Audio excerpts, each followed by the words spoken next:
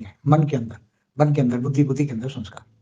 तो संस्कार शरीर छोड़ते वक्त वो बदलता रहता है, क्योंकि अंत मते अगर बुद्धि में कुछ परमात्मा की याद आ गई, शरीर छोड़ते वक्त परमात्मा को याद किया, पूरी जिंदगी तो नहीं किया मगर डर के मारे अंतिम समय में परमात्मा को याद किया, तो अंतमति सुगति, तो चेतना के अंदर, मन के अंदर वो संस्कार, भक्ति मार्ग के संस्कार, परमात्मा से प्यार के संस्कार, वो साथ में छोड़ते वक्त, शरीर छोड़ते वक्त वो आत्मा ले जाती है, चेतना ले जाती है, आत्मा ले जाती है। और फिर दूसरे जन्म के अंदर वो आत्मा को याद रहता है कि अब मैंने अगले जन्म में तो कुछ किया नहीं, अब जब दोबारा जन्म लूंगा तो मैं जरूर भक्ति करूंगा, परमात्मा को याद करूंगा और अपने भक्ति मार्ग के संस्कार को डालूंगा, केवल भोग विलास में जिंदगी नहीं बिताऊंगा।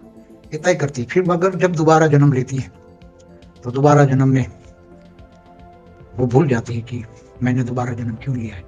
वायुमंडल में देह और देह के संबंधियों के बीच में ये मोह में फंस जाता है, विकारों में फंस जाता है, काम क्रोध लोभ मोह अहंकार में फंस जाता है। पुराना जो अंतमति सुगति वाला संस्कार याद नहीं रहता, कोई याद दिलाने वाला नहीं है। अगर याद दिलाता तो बहुत वो याद करके फिर थोड़ा कुछ भक्ति कर लेता। तो ऐसे आत्मा के अंदर कब तक ये संस्कार बदलते रहेंगे, कब तक चलते रहेंगे? ऐसे एक जन्म की आत्मा की बात नहीं, अनेकों जन्म से, पूरे जैसे पूरे ब्रह्मांड का पहले परात की आत्माएं हैं, पहले परात में जो आत्माएं ब्रह्मा के 50 साल वाली भी पुरानी भी आत्माएं होगी, तो जन्म मरण के चक्कर में आते आते कहाँ पड़ी गई।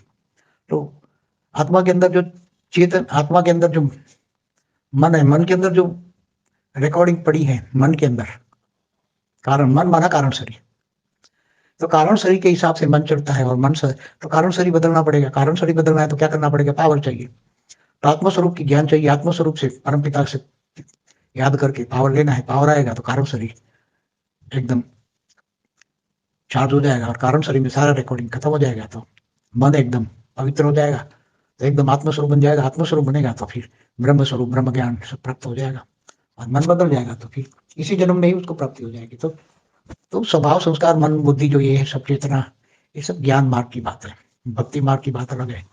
ज्ञान मार्ग में तो ज्ञानी तो आत्मा आत्मस्वरूप में जैसे स्थित हुई और परमपिता का ज्ञान हुआ, परमपिता से ज्ञान लिया, परमा भेद की परमपिता से भेद की कला का पावर आया, आत्मा में पावर आई, ऊपर के आवरणों में कारण शरीर में पावर आई, कारण शरीर महाकारण शरीर परम महाकारण से बदल गया, पावर बढ़ गई, सारा विक्रम विनाश हो गया, जन्मों जन्म की जो रिकॉर्डिंग है खत्म हो गई, तो मन एकदम खाली हो गया, मन एकदम खाली हो गया, मन बुद्धि संस्कार एकदम खाली, सीधा आत्मा स्वरूप। तो चेतना मन आत्मा के संस्कार इसी तरह बदल सकते हैं।